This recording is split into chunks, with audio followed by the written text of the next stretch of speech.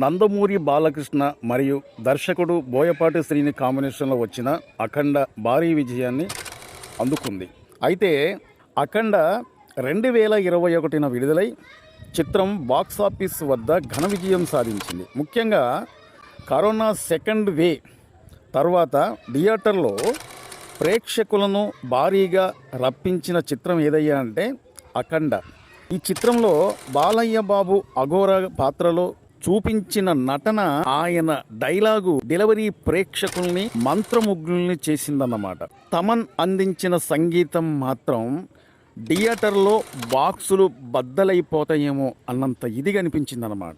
అయితే కరోనా సమయంలో 2021 ఈ సినిమా విడుదలైన తర్వాత అప్పటికే కరోనా ప్రపంచవ్యాప్తంగా వ్యాపించి దాని నుంచి కొద్దిగా జనాలు దూరం అవుతున్నారు అనుకునే సమయంలో అఖండ సినిమా విడుదలయ్యి అసలు థియేటర్లోకి జనాలు రారేమో అనుకునే సమయంలో కూడా థియేటర్లోకి జనాలు వచ్చి అప్పట్లో ఎంత ఘన విజయం సాధించిందంటే ఇక మాటల్లో చెప్పలేమన్నమాట.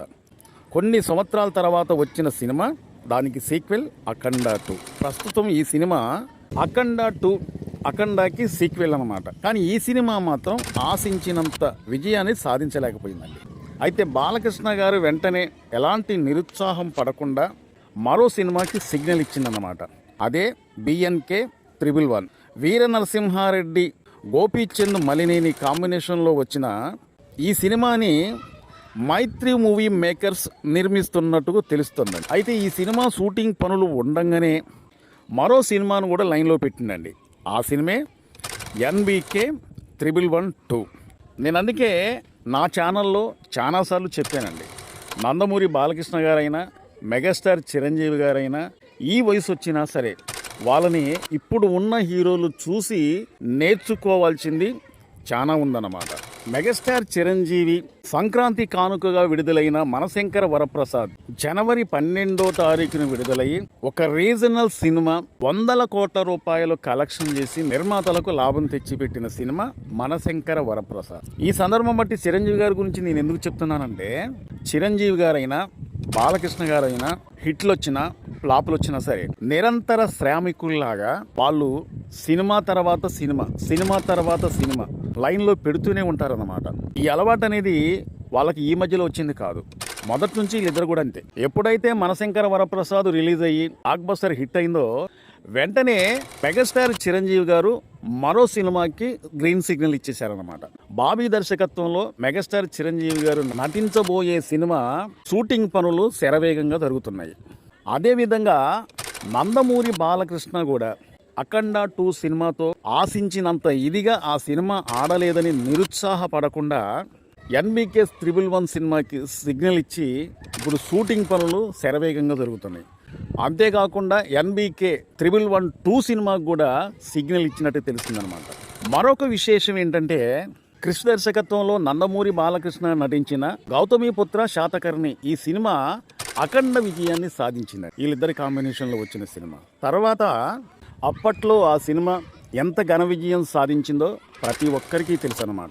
అయితే వీళ్ళిద్దరి కాంబినేషన్లో మరొక సినిమాకి నందమూరి బాలకృష్ణ గ్రీన్ సిగ్నల్ ఇచ్చినట్టుగా తెలుస్తుందండి. అంటే బాలకృష్ణ గారు ఒక సినిమా తర్వాత మరొక సినిమా, ఒక సినిమా తర్వాత మరొక సినిమాకి అతను గ్రీన్ సిగ్నల్ ఇస్తూ ఎంత బిజీగా ఉన్నాడో ఒకసారి మనం అర్థం చేసుకోవాలన్నమాట. ఈ వయసులో కూడా నందమూరి బాలకృష్ణ అలాగే మెగాస్టార్ చిరంజీవి, నందమూరి బాలకృష్ణ మెగాస్టార్ చిరంజీవిని చూసి ఇప్పుడు ఉన్న యువ హీరోలు నేర్చుకోవాలన్నమాట.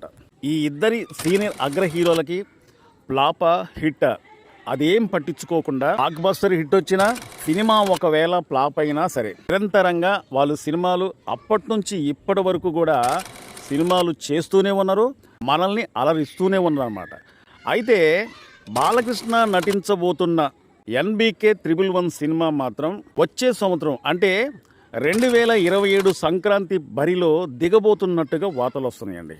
మెగాస్టార్ చిరంజీవి కూడా ఈ సంవత్సరం అంటే జూలై 10వ తారీఖున విశ్వంబర సినిమాతో మన ముందుకు రాబోతుంది, అంటే ప్రేక్షకులు ముందుకు రాబోతుందని ఒక అప్డేట్ అయితే మాత్రం వచ్చిందండి. అంతేకాకుండా బాబీ దర్శకత్వంలో మరొక సినిమా షూటింగ్ జరుగుతూనే ఉందన్నమాట. అంటే వీళ్ళిద్దరూ కూడా మెగాస్టార్ చిరంజీవి అయినా నందమూరి బాలకృష్ణ అయినా సందర్భాల బట్టి ఒక్కోసారి ఏమంటా ఉంటారంటే పోటీ తత్వం అనేది సినీ ఫీలింగ్లో ఉండాలి. పోటీ అనేది ఉంటేనే ఒక సినిమాకు మించిన మరొక సినిమా అనేది వస్తూ ఉంటుంది. కాబట్టి ఆ ఫార్ములానే వీళ్ళిద్దరు కూడా పాటిస్తున్నట్టుగా తెలుస్తుందండి. మన యువ హీరోలు కూడా వీళ్ళిద్దరిని చూసి నేర్చుకోవాల్సింది చాలా ఉందన్నమాట. ఒకవేళ ఈ సీనియర్ హీరోలు చేసినట్టుగా మన యువ హీరోలు కానీ సినిమాలు వెంటనే సినిమా థియేటర్లో ఎప్పుడు కూడా కలకలలాడే అవకాశాలు అనేది ఉంటాయి. ఒక్కొక్క హీరో సంవత్సరానికి అంటే ఏడాదికి 2-3 సినిమాలు థియేటర్లోకి వచ్చే అవకాశాలు అనేది ఉంటాయి అన్నమాట. ఇదండి ఈరోజు వీడియో. మా వీడియో చాలా మంది చూస్తున్నారు కానీ సబ్స్క్రైబ్ చేసుకోకుండా చూస్తున్నారు. మీరు సబ్స్క్రైబ్ చేసుకుంటే మమ్మల్ని ఎంకరేజ్ చేసినట్టు లెక్క. మీరు సబ్స్క్రైబ్ చేసుకున్నంత మాత్రాన మీకు ఒక రూపాయి కూడా ఖర్చు అయ్యేది ఏం లేదండి. ఈ వీడియోకి మీ అమూల్యమైన కామెంట్ తెలుపుతారని చెప్పి కోరుకుంటూ ఈ వీడియోకి మాత్రం ఒక లైక్ చేయండి. మా వీడియో నచ్చితే సబ్స్క్రైబ్ చేసుకోండి. మరో వీడియో కోసం ఎదురు చూడండి. మరో మంచి వీడియోతో మళ్ళీ వస్తా. బాయ్.